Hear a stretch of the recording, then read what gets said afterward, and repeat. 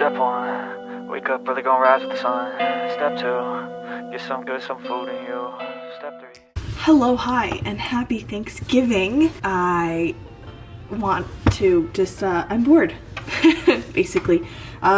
This year for Thanksgiving, it's just me and my husband, which we've done before, I think in 2020, it was just me and him as well, so it's fine.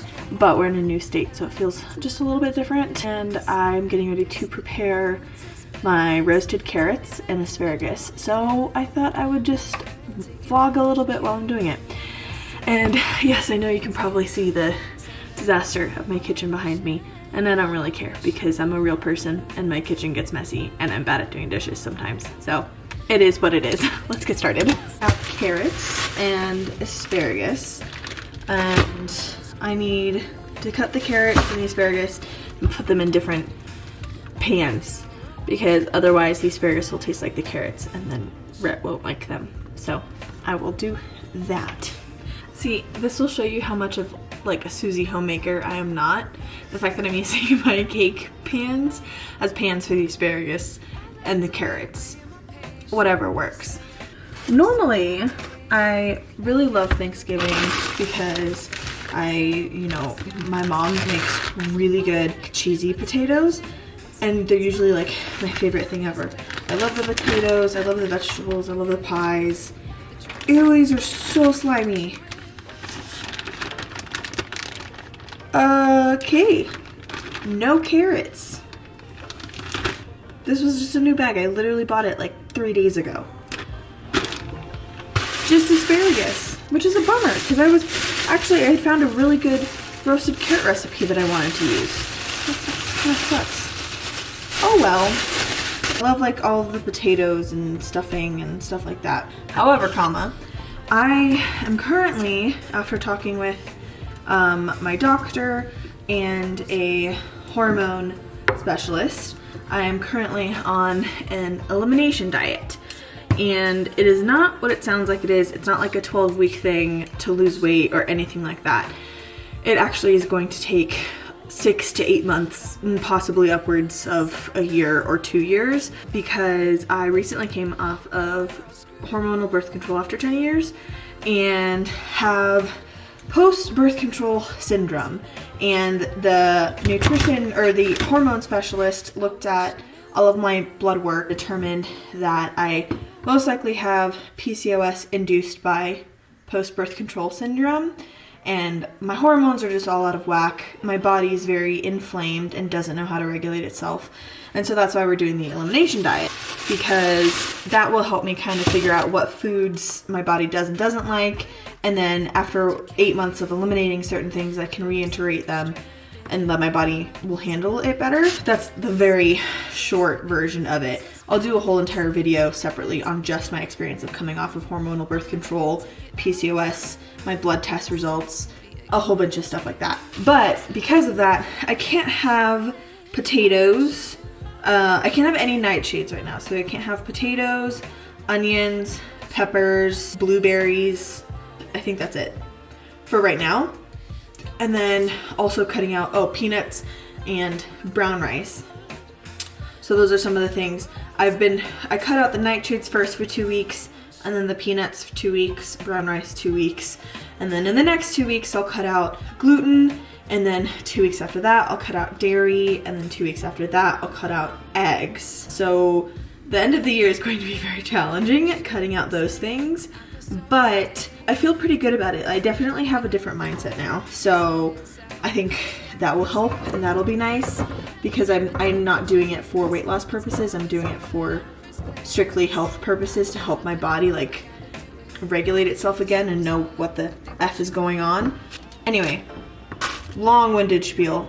Because of that, I'm not having tomatoes. Tomatoes, that's the other nightshade. I'm not having potatoes today. My husband probably will, because he loves potatoes.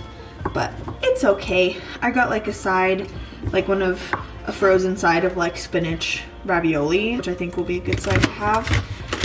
So it is what it is. But anyway, I was excited for the carrots. That's what I was talking about.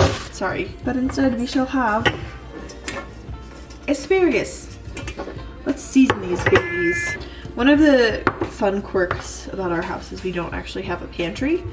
So 2 of our cabinets over here we use as pantry for like seasonings, canned goods, flour, sugar, stuff like that. It's nice because it kind of forces me to keep like more fresh ingredients than non-fresh ingredients, but it is kind of hard sometimes when I feel like I can't find anything. I found this recipe on, I think like New York Times, their like food cooking section, but then when I clicked on it again, it put it behind a paywall, so I'm just kind of going off of memory. So it's olive oil, like 3 tablespoons or however much you like, salt, pepper, some sage, not sure how much, so just kind of to my heart's content, I guess. A little bit of oregano. I remember it was not that much oregano. And then thyme. And then I always like to add paprika because I feel like it adds like color, a little bit of spice. Like, I just like it. I feel like it's good. It adds like dynamicism. It adds a dynamic layer. I've also never made asparagus like this before with these ingredients. Normally I just do like salt, pepper, and a squeeze of lemon and olive oil, or my mom makes really good prosciutto wrapped asparagus. So good. So having them like this will be new. Normally I think I was supposed to be cooking them at 350 for like 30 minutes, but we only have 1 oven. In our last house we had a double oven, which was very nice. We were super spoiled with that. We have 1 oven now we're getting used to. The turkey's in there now at 325, so I'm thinking I'll just like shove the asparagus in there at 325 and cook for like an hour instead of 30 minutes. I don't know, we'll see. I'll let you know how it goes. All right, so while those are in the oven, I'm probably just gonna hang out. This is like the first year that I haven't gotten super dressed up for Thanksgiving. Like, yes, I'm wearing some makeup right now, but usually, actually always in the past, I go like the full 9 yards, like my whole family does. It's kind of what we do for the holidays. Even in 2020 when it was just me and Rhett, I still did it. And I got dressed up in like a dress and like high heels or boots and do full face of makeup, like eyeshadow, foundation, like everything. Do my hair, like really go all out. And I'm not doing it this year. I just put on a little makeup to like spruce it up a little bit, but I'm wearing like sweatshirts and jeans and it feels really nice. It feels comfortable, especially after this year where for the majority of this year was spent in uncomfortableness. So it feels nice to just kind of get cozy. But I'm gonna go play some games while I wait for asparagus to be done, and I will check in on you guys later.